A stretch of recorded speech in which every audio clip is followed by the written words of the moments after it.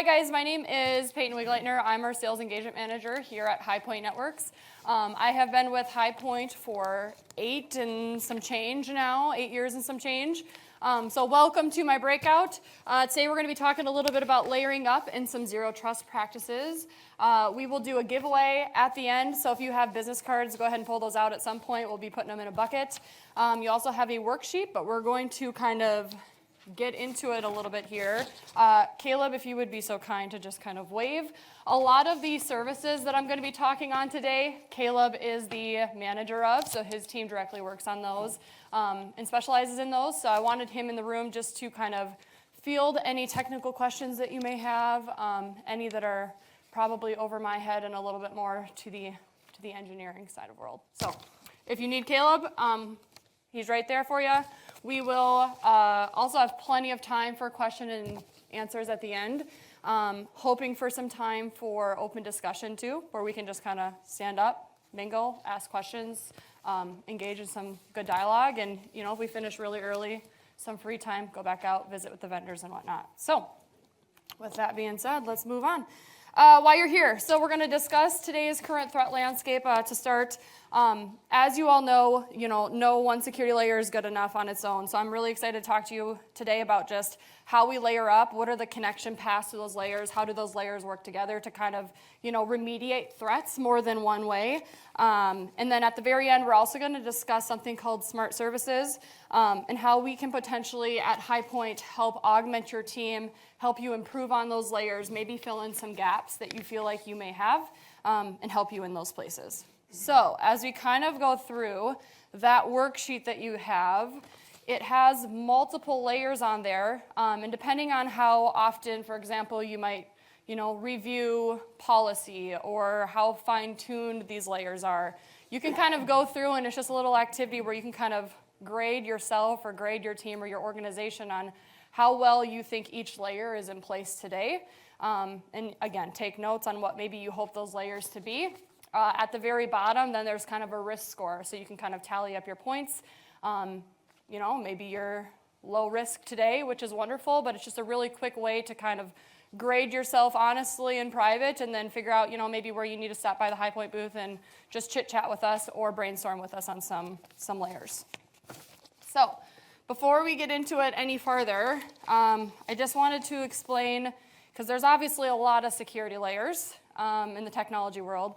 I personally am going to be talking about ongoing management layers. Lynn Soeth, she's at 2 p.m. in B2. Even if you didn't register, if you want to make your way over there, I won't tell on you if that sounds, if that appeals to you. But she's going to be specifically talking about security control. So that's not something I'm going to be talking about today. So I'm going to be specifically talking about the ongoing monitoring, like alert triage, tuning, those constant configuration type layers today. So just wanted to differentiate that today because as we go through, I don't want you thinking, why are you not talking about two-factor? Like that's obviously a very important security layer, but that's going to kind of fall under that security control piece. So with that being said, I'd like to first kind of outline today's threat landscape. So obviously ever-changing, evolving at a pace faster than ever before. Threat actors have gotten increasingly smarter. Now we're dealing with AI sophisticated attacks. Your job, your IT team's job just got a whole lot harder. Increasingly more difficult than it's ever been in years past. Attackers are no longer just relying on brute force attacks, simple phishing attacks. We're, like I mentioned, dealing with truly sophisticated AI generated attacks now. Deep fakes, so video, audio that sounds like it's coming from a real person. It looks like Caleb, it sounds like Caleb. I might believe that it's Caleb. So we have the deep fake attacks that are, kind of bringing a whole new class of attack at play. We've got ransomware as a service. Everything's more advanced than it's ever been. So as you kind of look at some of these stats, ransomware, very alive and well in the wild. So 59% of organizations reported ransomware attacks in 2024. If you're a source guy or gal, I've got my sources listed below from where I pulled those from. But again, that many organizations experiencing ransomware attacks, not slowing down. If you look at that from years past, again, continuing to evolve. We're seeing more double extortion attacks, so thinking Colonial Pipeline. So there was a ransom for the decryption key, but then there's also a separate payment to prevent like that stolen data from being leaked or resold. So we're seeing, again, just complete more sophistication in that. AI, 93% of security leaders expect daily AI-based threats in 2025. I like to say AI is a double-edged sword. It's like we're using AI to defend against attacks, whether it be like in the endpoint protection world or whatever it may be. So we're using it to defend, but it's also being used to generate them. So it's a little bit of a double-edged sword, something that we're dealing with that we haven't had to deal with a lot in the past. Rise of deepfakes, which like I said, fueling a whole new class of attacks. Is zero trust. One great thing about zero trust practices now being kind of adopted and those models coming at play is huge significant reduction reported by organizations where if they had a zero trust policy or practice in place, they saw that reduction in what that breach could have cost them. So a lot of data around that. So we know that there's zero trust practices out there that are working. And then I don't want to overlook the human element of all this. You guys are overtaxed. You guys are at capacity. I know how it works. I get to talk with folks just like you every single day. And again, another stat, 3.5 million cybersecurity jobs are going to remain unfilled in 2025. So again, when you have that need for specialization and maybe you're not as deep in the security space as you would like to be on your IT team, or you've been trying to hire for a network engineer for the last 6 months with no bites. Again, it's not just you. Everyone's dealing with it. Very common. And so I just wanted to point that out so that we are not feeling alone in that challenge. Again, just looking at all this, really clear threat landscape. It's faster, it's smarter, it's more relentless. So to stay ahead, we're going to kind of farther just talk about the right approach and maybe what worked in the past that no longer works as we start to get into layer talk here. So speaking of traditional defenses, castle and moat, now a pretty weak defense. I think we can all agree on that. We have insider threats. Again, important to note that once we trust everything that's inside, once you're in the castle, it allows attacks to move silently from system to system. So that castle and moat, now a weak defense. We've got a lot of remote workers since COVID and cloud. So like that data is also no longer just living in the castle either. It's kind of like it's accessed all over the internet. And then we've got modern attacks like I just kind of touched on a little bit. We've got lateral movement, phishing. We've got stolen credentials, bypassing the moat rather easily. So if those weak internal controls are in place, hackers are just moving silently without us knowing between systems. So in orange there, layers and zero trust. I wanted to touch base on this a little bit before we really dig into the layers. So to prevent lateral movement and have more than one way to remediate the threats, there's a couple different approaches. You can layer up, as I like to call it. You can layer up and have some zero trust practices in there, and then you can go fully down the zero trust path or road. I wanted to preface this with, I'm going to be talking today about a little bit of like that hybrid model, so that second path that I mentioned where we're talking about layers with some zero trust practice models instilled in those layers. However, some organizations will go down full zero trust. Some organizations will stick to layering. And so again, something that our team loves to talk about. So pre-sales engineering team at HiPoint, really wonderful, really great. They can help, do a deep discovery with your organization and figure out what path should you truly be going down.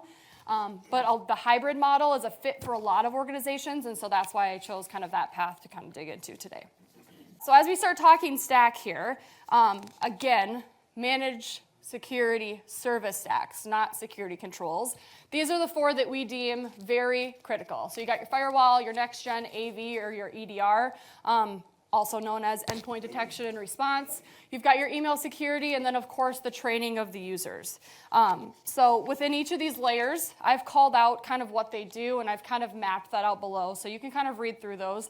I know that we all in this room probably know what each one of those does, but I wanted to call out an example so that we can just kind of understand how all these layers are truly interconnected, where one layer may fail, the other one kind of steps in and takes over. Again, more chances to remediate threats in multiple ways to just protect organizations. So one example I wanted to walk through, you can have a firewall in place, but that firewall can't stop malicious emails from reaching our users. So then we would need some kind of an email security in place. We can have email security in place, but what if the user is tricked into giving up their credentials? So again, just that connection of the layers. We can have a really great endpoint protection in place, but again, going back to email security, you can't stop a phishing email from being delivered to a user. So where one may fail, kind of another one steps in, and so this is kind of where we have these four that are, deemed critical in our eyes. As we start to build, we get into a SOC or an MDR or a managed detection and response solution. So do you have full tech stack alerting? Again, this can help detect threats where maybe you don't have full control in place yet, which we're going to talk about in the next slide. That's going to be my next layer, so hint there. But maybe where you don't have, app allow listing in place or anything like that yet, do you have tech stack alerting to kind of help you identify what threats are going on in your environment and what vulnerabilities are out there? We do recommend that you have full visibility across your environment. And again, hinting at my next slide here, but it's going to also help us identify those vulnerabilities and where do we really need to focus on controlling and locking down our environment. So, building up again. We have something called Endpoint Zero Trust for one of our services. Again, as we continue to identify weak spots, vulnerabilities, Endpoint Zero Trust, this really takes it up a notch. This takes it up a notch in what I would call the control space. A lot of the things that we've talked about so far are in the detection space, and I'm going to kind of tell you a little bit a story about that in the next slide. But first, I want to tell you a little bit about this Endpoint Zero Trust, because this is kind of where we are truly introducing the first zero trust practice model. So a couple things that this service can do for you. The first component is application whitelisting or application allow listing. So think of it as allowing applications in your environment that you only want to allow. We're going to deny everything else. The second piece with that, and again, adding a tight control with that one over your apps and systems behavior, so something that like a SOC and an MDR can't directly detect. So there's your first component. Second component is the ring fencing component of that application allow listing. So this can help, stop zero-day attacks where endpoint protection maybe couldn't have protected us.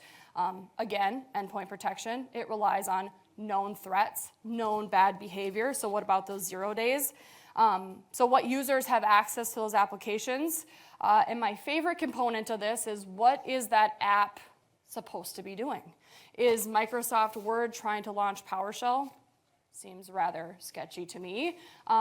Deny. So we've had a lot of protection in this space that's helped a lot of our customers where a situation has happened like this, where a threat has, potentially gotten in, and this is where it really cuts it off. It's like, why are these applications that you have chosen to allow in your environment, why are they acting in this way? Again, applications only being allowed to do what that application was designed to do. The third, elevation control, super streamlined way for your user. So let's say that you have Jane in accounting and she needs access to a certain application, and right now she's not allowed to be touching that application. You can not only see that request come in, you can allow it or you can deny it, and you can get really granular with that. So you can say, okay, Jane, you can have access, but you can have access for like 2 hours, and then it's going to cut her right back out of that. So again, what can the users have access to? Super important. One thing I really like about this service that cybersecurity insurances love is it really helps you limit your admins in your environment. So where you maybe had a lot of admins before because, well, everybody needs access to all these things. Let's take back control a little bit of the environment and only give access where we need it. So it really helps to limit those admins, which is something that cybersecurity insurances, they give us a thumb up for. Cool part about this service that I always like to touch on, you are writing policies. Let's say you're trying to ring fence a certain application.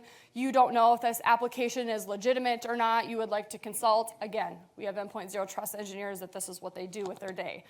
They do it day in and day out. So you simply would send in a ticket to the HiPoint Networks help desk, tell them what you're trying to do. Somebody writes it for you. Somebody consults for you.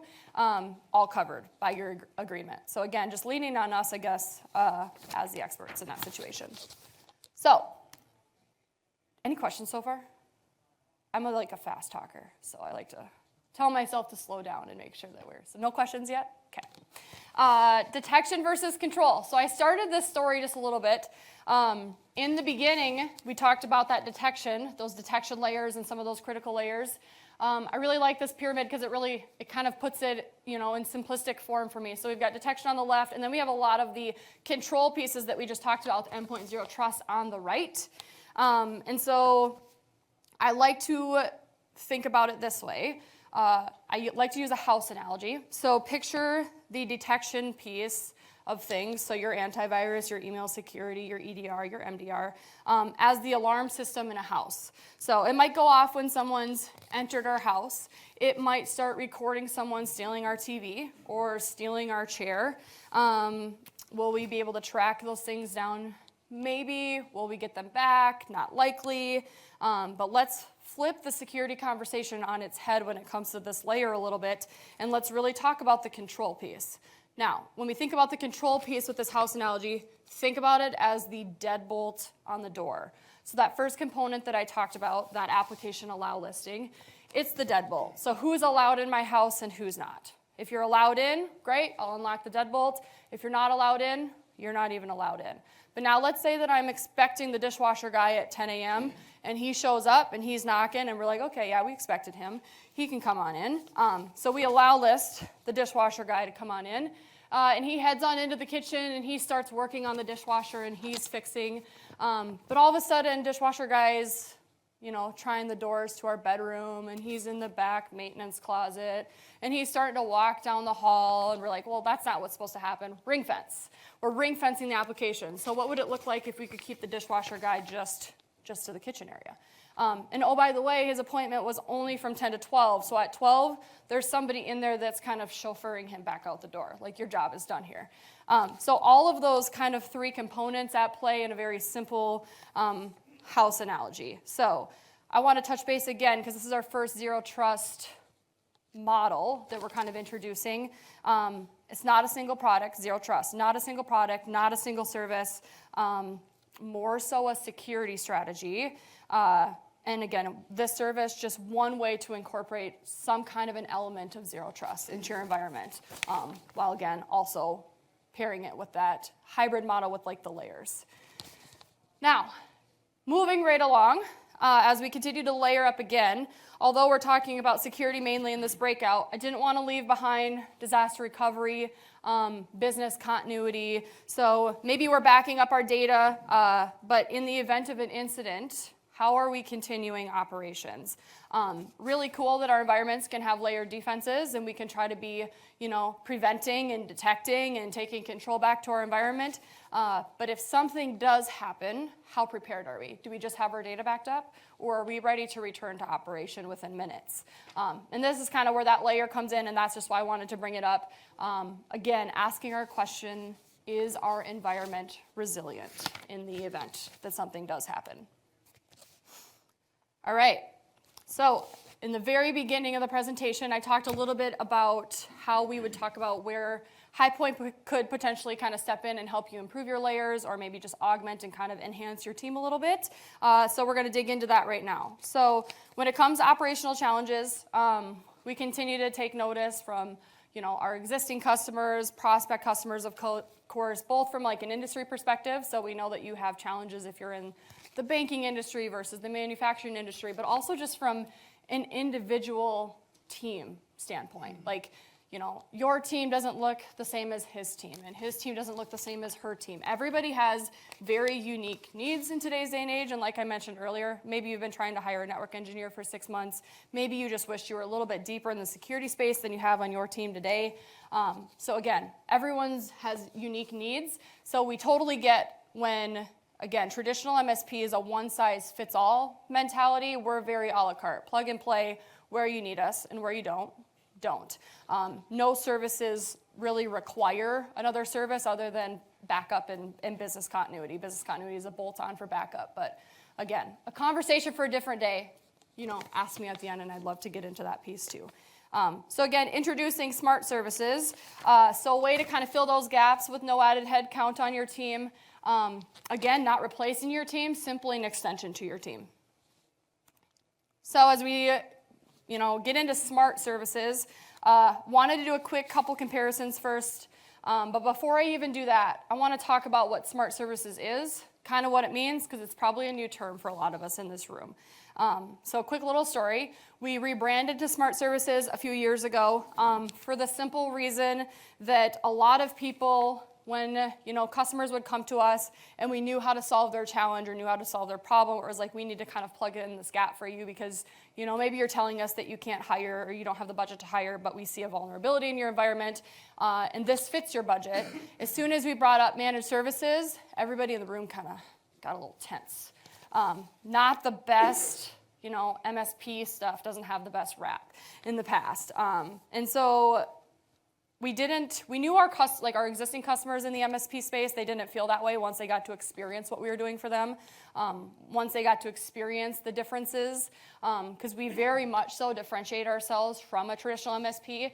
Tom and Justin, our owners, did that very, very well over a decade ago, where it was like everything that they are, we don't want to be, because we kind of knew how it worked, and again, those tense conversations. So we wanted to kind of breathe a little bit of life back into the MSP space and do things differently, so hence the name change. Just gave us an opportunity to have conversations with, teams like you guys or, other teams of just like, let's just have an open dialogue and truly just solve your challenge. That's all we want to do, is just solve the challenge that you have today. So the ones that are starred, there's obviously more up there than that, traditional MSP versus our smart services, but the ones that are starred are the top 5 complaints that IT teams give when they're dealing with an MSP. So as we go through those top 5 together, again, the obvious one, generic one-size-fits-all. You pay us this monthly fee per user, and we're going to do all the things, A to Z. Again, more of an a la carte model for us. We want to understand every single one of your IT teams and what your unique needs are, and truly just solve the challenges that your team has, and your team has, and your team has. The second one, slow response times. Assign ticket resources in under 15 minutes. You're at least getting acknowledgement that like, hey, we've received it and somebody's going to be working on this for you shortly. So it's nice to have that kickback and that acknowledgement. Nickel and diming and hidden fees. So predictable pricing. This is something I'll probably see a couple times. But the second piece of that is something that's also really important for me too, is we have a clearly defined statement of work that you get to look at. See what the HiPoint deliverables are, see what your responsibilities are, the customer are, to make sure that we can kind of work together to deliver the service. So again, very transparent, very upfront. Before you're, signing off on anything, you're having an expectation of how are we going to deliver that service for you? What are we going to be covering for you? What are you kind of expected to do in that partnership? So super transparent, along with predictable numbers, which is always nice to have. Another complaint, lack of support, and then I italicize this, strategic guidance.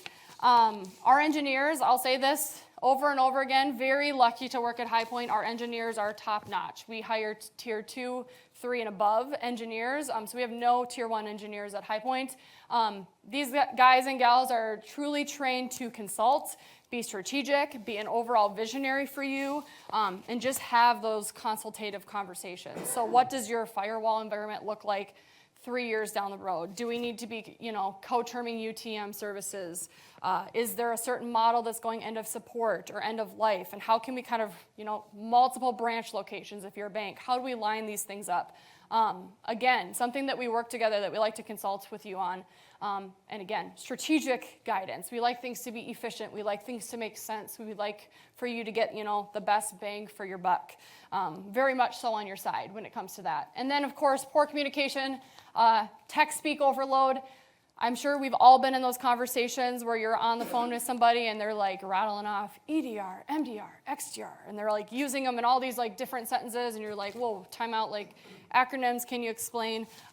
Again, engineers, extensive experience. If you want to go deep in the weeds, they can go deep in the weeds. If you need them to dial it back a little bit and go from a 30,000 foot view, again, trained to do that. They can back off and, give different analogies and make sure that they don't get into tech speak overload with you.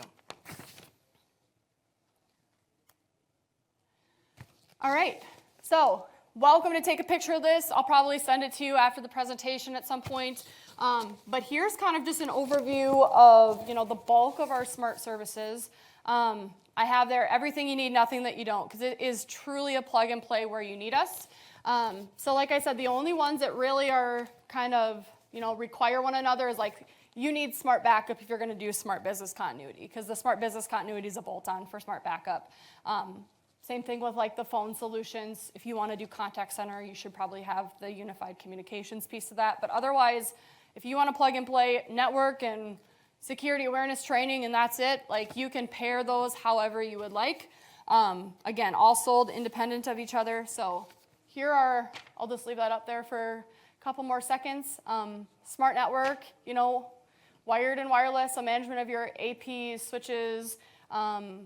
Firewall has a BYOD option, so maybe you've got like multiple locations that are all like, maybe a train, I've seen this lately, maybe a train wreck with like the services on the back end where like all of them are ending at different times. We have a BYOD option to kind of help you get back on track.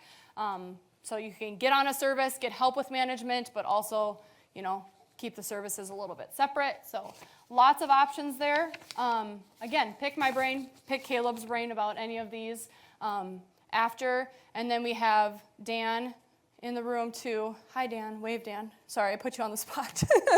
Dan is our network and firewall manager, so if you have any questions on those specifically too, Dan's in the room and here all day too, so pick his brain on that too.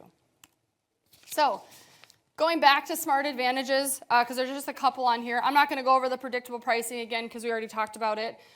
Again, our goal is to help you focus on your core objectives and fill gaps. So if you're in the banking industry, maybe you're trying to launch, a mobile app. If you're in the manufacturing industry, maybe you're trying to modernize, your core business systems. Whatever projects that you have going on, which I know is a lot, our whole goal of smart services is to kind of give you that capacity back and allow you to focus on that. And we take certain pieces off your plate so that you have more capacity to do so. Full access to HPN support. Again, very thankful to work at HiPoint. We have over 100 engineers in-house. So I will say this, not very often do we not have the answer for a support question inside the four walls of HiPoint Networks. So not only do we have smart engineers that, like I said, email security engineers, that's all they do every day is email security. Endpoint protection, that's all they do. So you get the drift. But even outside of that team, we also have a pro services, division at HiPoint where we have even a larger resource pool to pull from, brainstorm, talk strategically with each other, and just do ideas. And so again, huge benefit to working with HiPoint is just that large resource pool. A lot of customers like to leverage us for our relationships. We're obviously not small, so when we work with our vendor partners on the back end and in the smart services, we typically can get, questions in the event that we do have to escalate, which again, not very often. But if we do, we get answers quick because we're not just a number in the queue for our vendor partners. And so it's really cool. At least for me, I love to see our customers utilize that when they're on our services of like, how quickly can we get you, some answers on that piece. I will say also another piece that's pretty cool for me that I've gotten to witness over the last few years too is our smart engineers, they're oftentimes helping drive the roadmap for our strategic partners on the back end of our smart services.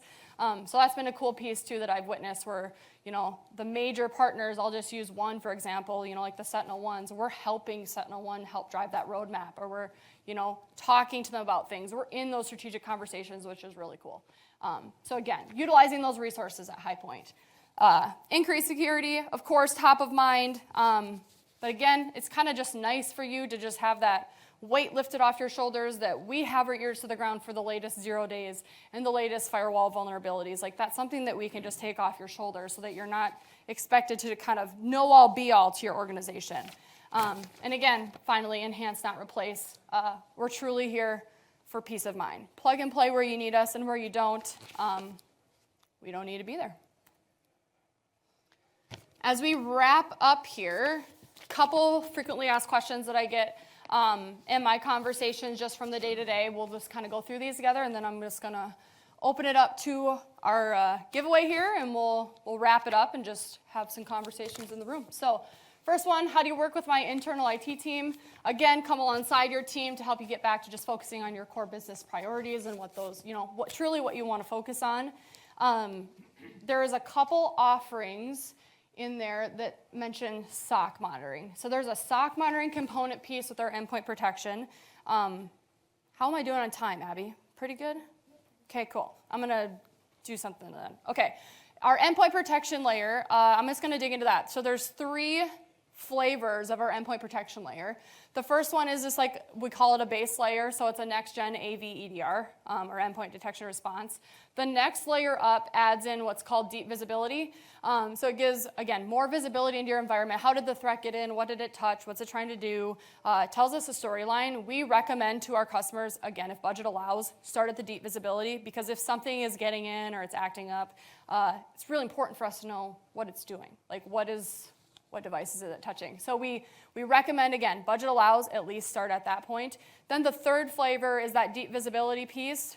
Now you get a 24/7, 365 SOC monitoring for the endpoint. So there's SOC there. There's also that SOC and MDR solution that I mentioned.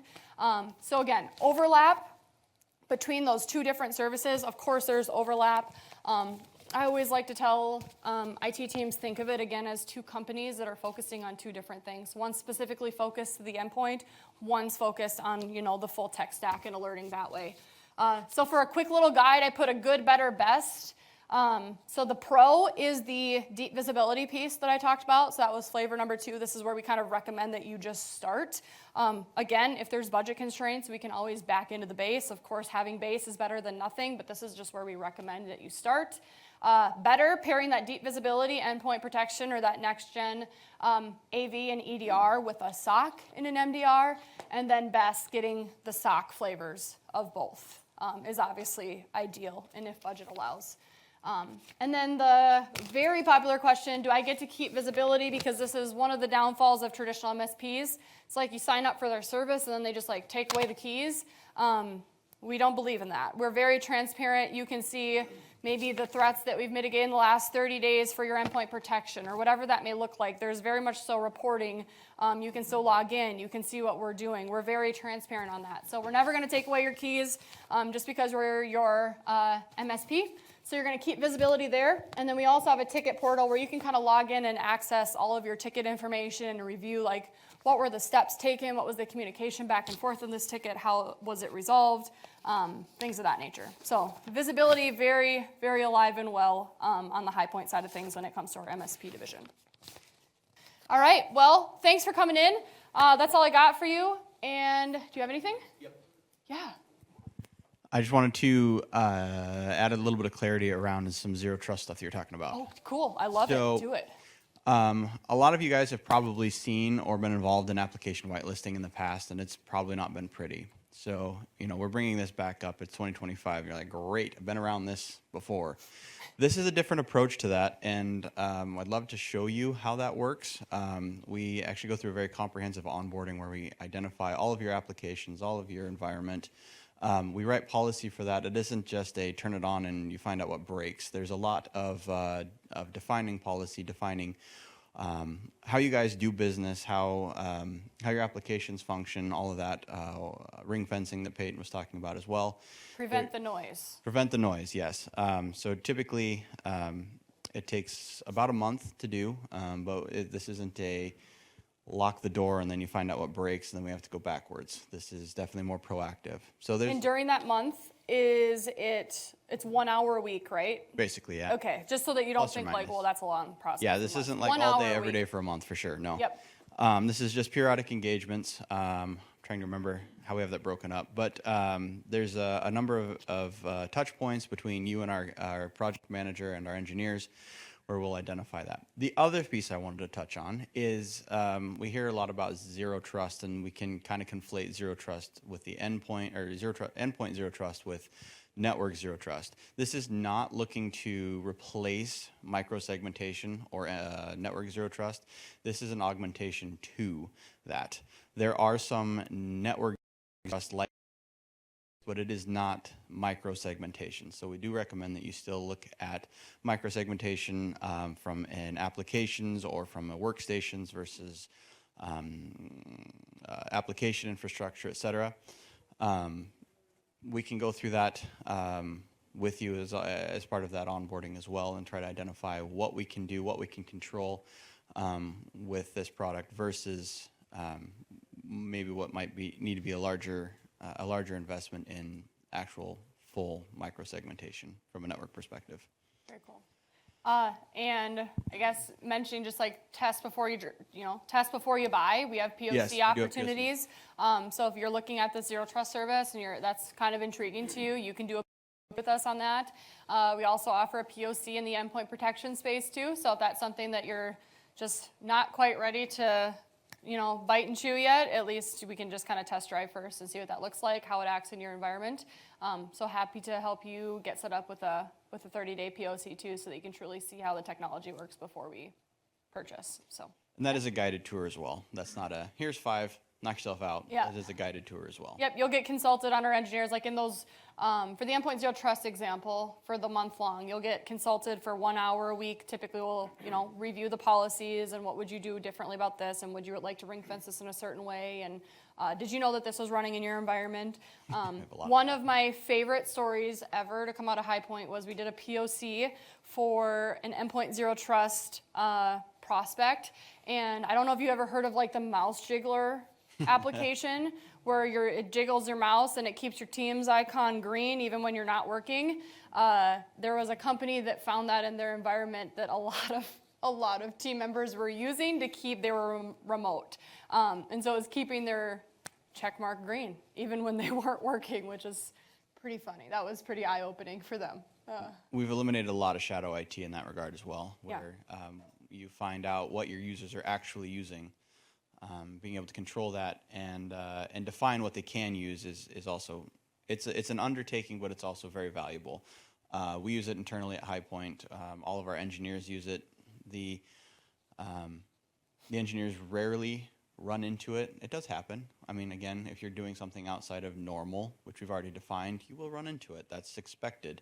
We're blocking anything that we haven't explicitly allowed. Mm-hmm. So it's not like it's completely silent, but it's not noisy. It shouldn't be noisy if it's tuned correctly. So